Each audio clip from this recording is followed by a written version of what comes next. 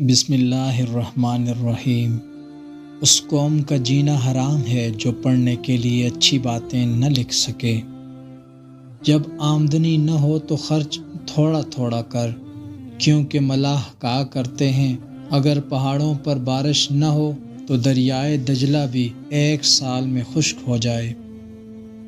کردار ایک ایسا ہیرا ہے جو ہر پتھر کو کاٹ سکتا ہے۔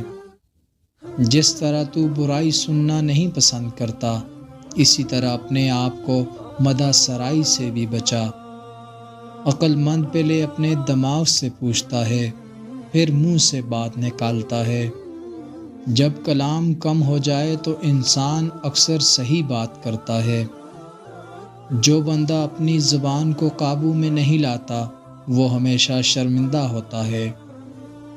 اپنا بوجھ خلقت میں سے کسی اور کے اوپر مت رکھ، خواہ کم ہو یا زیادہ۔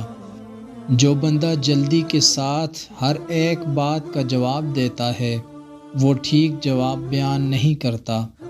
جو کام لوگوں کے سامنے نہیں کر سکتے اس کام کو چھپ کر بھی کبھی مت کرو۔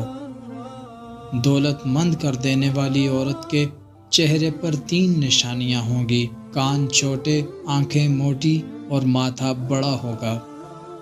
ایسی بات مت کہو جو مخالف کی سمجھ سے بالا تر ہو، ہمیشہ آسان اور کم لفظوں میں بات کرو۔ یاد رکھو، خدائے کریم کے سارے عطیوں میں حکمت سے بڑھ کر حکیم وہ بندہ ہے جس کے قول اور فعل دونوں برابر ہوں۔